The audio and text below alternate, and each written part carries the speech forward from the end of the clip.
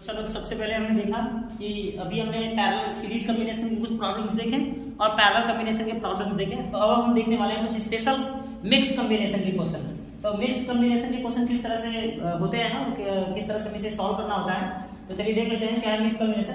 तो mix combination का मतलब जिसमें सीरीज भी हो और पैरेलल भी, दोनों एक ही सर्किट में इन्वॉल्व हो तो उसे हम मिक्स कॉम्बिनेशन कहते हैं। Series and parallel mix in a single circuit, ठीक है ना। तो अभी हम बात कर लेते हैं, ये 2 एम्पियर और ये 2 ओम का और ये 2 ओम का पैरेलल में जुड़े हुए हैं और ये दिखाई दे रहा है हमारा सीरीज में है। पैरेलल कैसे पहचानेंगे, क्योंकि अगर यहाँ से करंट आएगा तो करंट तो इसमें सिंगल वायर में जाएगा, बट यहाँ पे क्या हो जाएगा, करंट डिफरेंट हो जाएगा। इसका मतलब जहाँ करंट डिफरेंट होगा वो हमारा पैरेलल में और ये वाला हमारा सीरीज में। वैसे तो ये दिख भी रहा है कि ये पैरेलल में है, तो सिंपली बात है पैरेलल में है तो पैरेलल के लिए फॉर्मूला क्या लगाते हैं, 1/R equal to 1/R1 plus 1/R2। तो यहाँ बात करेंगे 1/R कितना है, 2 प्लस 1/2 मतलब कितना आया, 2/2 मतलब कितना आया, 1। इसका मतलब R इक्विवेलेंट कितना है, R इक्विवेलेंट आया 1 ओम का। तो हमें पता चल गया ये 1 ओम का है।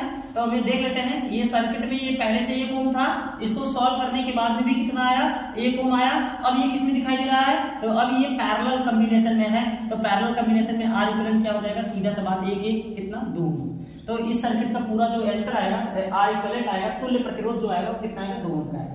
पहले मैंने इसको सॉल्व कर लिया, इसको सॉल्व करने के बाद में 1 ओम आया और जस्ट इसके बगल में ही 1 ओम है, तो वो दोनों मिलकर कितने हो गए, 2 ओम, क्योंकि अब ये सीरीज में हो गया।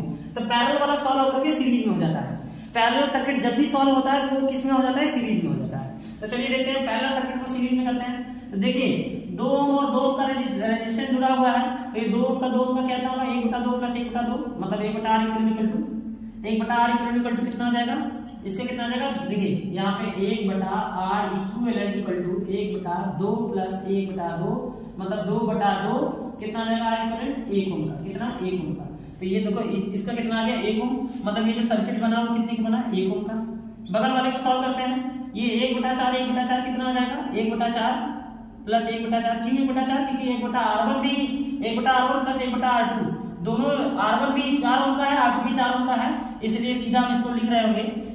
चलिए यहीं पे सॉल्व कर देते हैं, 1/R1 प्लस 1/R2 मतलब हम यहाँ पे रखेंगे 1/4 प्लस 1/4 मतलब 2/4।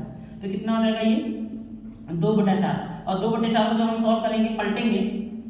चलिए हम आपको अच्छे यहाँ पे बता देते हैं कि 1/R इक्विवेलेंट बराबर यहाँ पे आएगा 1/4 प्लस 1/4 मतलब 2/4। तो ये 2 गुना 4 कट जाएगा, R इक्विवेलेंट कितना आएगा, यहाँ पे 2 आएगा, कितना आएगा 2। तो इसका कितना मिला, ये 2 का। तो ये वाला सर्किट बन गया 2 का, 2 ओम का, ठीक है। चलिए अब इसको सॉल्व कर देते हैं। तो यहाँ पे जो दिखाई दे रहा है हमारा, यहाँ पे दिखाई दे रहा है 1/R इक्विवेलेंट इक्वल टू 1/3 और तीसरा सर्किट भी कितना है, 1/3 का। तो यहाँ पे बात करेंगे 3 और ऊपर 1 2 3/3 कट गया, कितना है 1 ओम का। तो ये भी हमारा कितना हो गया, 1 ओम का। तो यहाँ भी हो गया हमारा 1 ओम का। अब ये भी सीरीज, ये पैरेलल में था, सीरीज में होके 1 हो गया, ये पैरेलल में था, सीरीज में होके 2 हो गया, ये पैरेलल में था, सीरीज में होके 1 हो गया। तो सीरीज कॉम्बिनेशन का फार्मूला क्या होता है, R इक्विवेलेंट का। तो यहाँ बात करेंगे 1 2 2 3 और 1 4, और ये किसके बीच निकाला जा रहा है, A और B के बीच में। तो आप R इक्विवेलेंट को RAB भी कह सकते हैं। तो RAB बराबर कितना हो जाएगा, 1 2 3 और 1 4। तो 4 होगा इसका आंसर। चलिए इस वाले क्वेश्चन को आप सॉल्व करिए बहुत आराम से। पहले ये 3 ओम का है, 3, तो इसको पहले आप इसको पैरेलल वाले को सॉल्व कर दीजिएगा, फिर उसके बाद में इसके साथ ये वाला ले लीजिएगा 2 ओम का, ठीक है ना। तो पैरेलल वाले को सॉल्व करेंगे, सीरीज में जाएगा, सीरीज वाले के साथ में 2 ओम का जोड़ दीजिएगा। तो ये क्वेश्चन आपके लिए है और कमेंट बॉक्स में जाएंगे और कमेंट करके बताएंगे कि आंसर क्या आ रहा है। तो ये पॉइंट में भी आ सकता है या फिर फ्रैक्शन में भी आ सकता है, इसको आप यहीं पे छोड़ देंगे, फ्रैक्शन में लाके छोड़ देंगे, लेकिन आप कमेंट में जाइए और बताएंगे आंसर कितना आ रहा है क्वेश्चन नंबर 3 का। तो यहाँ एक स्पेशल क्वेश्चन ले लेते हैं आप लोगों के लिए।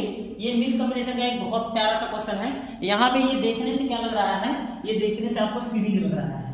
तो चलिए इस क्वेश्चन को सॉल्व करते हैं। आई होप इधर का नोट हो गया होगा आपके लिए, तो मैं यहाँ से ये इरेज कर रहा हूँ, ठीक है। तो आप देखेंगे कि यहाँ पे ये जो दिखाई दे रहा है, ये देखने में आपको लग रहा है कि सीरीज में, क्योंकि सिंगल वायर से कनेक्टेड है। लेकिन मैंने कहा कि जो देखने से लगता है वो ऐसा हो नहीं सकता है, इसलिए आप सबसे पहले क्या करोगे, यहाँ पे करंट फ्लो करा के देखो। तो करंट में फ्लो कराएंगे तो यहाँ करंट क्या हो जाएगा, I1, यहाँ करंट हो जाएगा I2। तो यहाँ करंट बढ़ रहा है, इसका मतलब करंट क्या हो रहा है, डिवाइड हो रहा है। तो जहाँ पे करंट डिवाइड हो रहा होता है वो सर्किट पैरेलल में जाती है, वो सर्किट सीरीज में नहीं रहती है। तो ये सर्किट देखने से तो सीरीज में लग रहा था, लेकिन ये सीरीज में न रह के पैरेलल में है, क्योंकि मैं करंट कहीं से भी फ्लो करा के देख लूंगा, यहाँ करंट आएगा तो फिर से करंट बढ़ जाएगा। दो जगह पे करंट अगर मैं यहाँ से दूं तो यहाँ भी करंट आकर के दो जगह में बढ़ जाएगा। इसका मतलब सभी प्रतिरोधों में करंट क्या है, डिफरेंट है। तो हमने यहाँ पे पता कर लिया कि करंट यहाँ पे क्या है, आई क्या है, डिफरेंट है। और जो जिस सर्किट में आई डिफरेंट होता है वो सब के सब पैरेलल में होते हैं। तो चलिए पैरेलल में है, सभी ए और बी के बीच में सभी रेजिस्टेंस पैरेलल में है, तो हम यहाँ ए पॉइंट बनाएंगे, यहाँ पे बी पॉइंट बनाएंगे। और एक वो देखो ये सादा रास्ता है, सादा तार है, इसमें कहीं भी कांटे नहीं लगे हुए हैं, कहीं प्रतिरोध नहीं है, इसलिए ए घूमते घूमते घूमते घूमते इस जगह में भी आ सकता है। चलिए बी भी इस जगह से घूमते घूमते घूमते घूमते घूमते घूमते घूमते यहाँ पे भी आ सकता है, क्योंकि सादा रास्ता है और बी पॉइंट को घूमने में कोई दिक्कत नहीं होगी। चलिए चेक कर लेते हैं ए और बी के बीच में कुल कितने रेजिस्टेंस है। तो ए और बी के बीच में हम देखेंगे, पहले ए और बी के बीच में एक रेजिस्टेंस है। चलिए एक रेजिस्टेंस कनेक्ट कर देते हैं, एक रेजिस्टेंस। फिर ए और बी के बीच में फिर से एक रेजिस्टेंस कनेक्टेड है जो कि डिफरेंट है, तो पैरेलल में जोड़ा जाएगा ये। फिर ए और बी के बीच में फिर एक रेजिस्टेंस कनेक्टेड है, इसको नीचे से जोड़ दीजिए, ठीक है। तो यहाँ पर देखेंगे कि ये भी आर, ये भी आर, और तीनों के तीनों किसमें लग रहे हैं, अब तीनों के तीनों अब पैरेलल में लग रहे हैं। और पैरेलल का जो फॉर्मूला होता है r equal to 1/r1 plus 1/r2 plus 1/r3। तो r1 r2 सब r ही थे, इसलिए हम सीधा सीधा r लिख दिए। तो 1/r इक्वल टू आएगा आपका r नीचे और 1 2 3 3 ऊपर। अगर इसको पलटेंगे तो ये भी पलट जाएगा, तो r इक्वल बराबर हमारा आएगा 3r/3। तो हमारा आंसर आ गया r/3। आई होप कि आपको बहुत अच्छे से समझ में आ गया होगा, तो आप अच्छे से नोट डाउन कर लीजिए और इस क्वेश्चन का आंसर बताएंगे कमेंट बॉक्स में, ठीक है। Note down.